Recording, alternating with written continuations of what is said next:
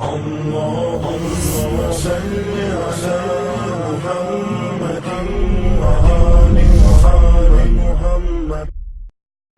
وإن أوهن البيوت لبيت العنكبوت لو كانوا يعلمون. The weakest of homes is the home of the spider, if only they knew.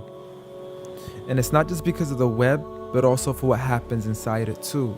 The most fragile of homes, home to the most ferocious of family feuds, a husband and wife relationship that is solely based on being used for consummation. See, as soon as they finish mating, the wife would then consume the body of her own husband. It's disgusting, and so can the children be too. See, as soon as they mature, they would chew upon their own mother as a source of food. It's sinister, it's crude. I don't want to imagine it, but it's true. And such the examples that are used, not because God can be cruel, but for God to prove that the weakest of homes are those in which the inhabitants are abused. See, marriages are meant to bring happiness, and the home is a refuge of tranquility and comfort to all those who walk through. And if you ever do happen to fall into disputes, you must learn to understand that the marriage isn't always about you. Rather, it's learning to live together as one, although we are still living together as two. In a home where everybody knows that they belong, with love, kindness, and mercy, so we could all just get along, and there's no need for fighting every time something small goes wrong. Because you can't build a home upon violence and then expect it to stand strong.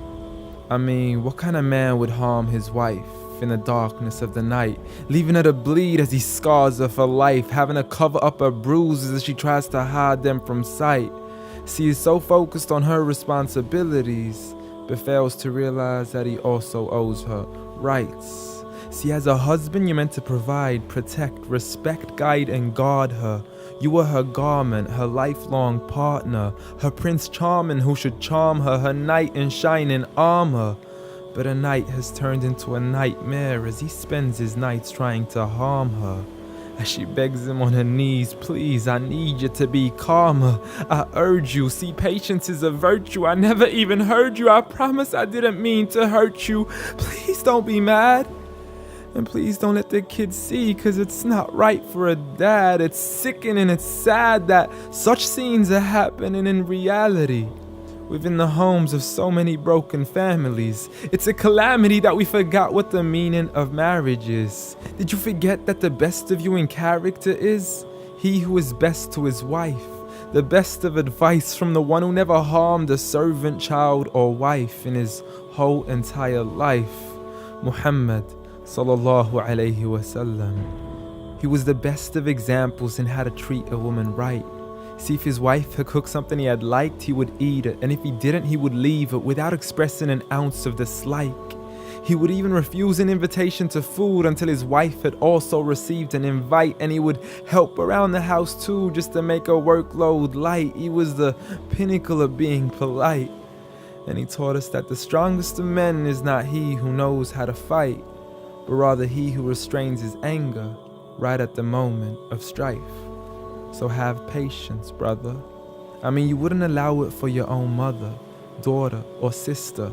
You wouldn't bear to watch another man punch and kick her, so the next time you even think to cause her trauma and hit her, you need to understand that she too is another man's mother, daughter, or sister.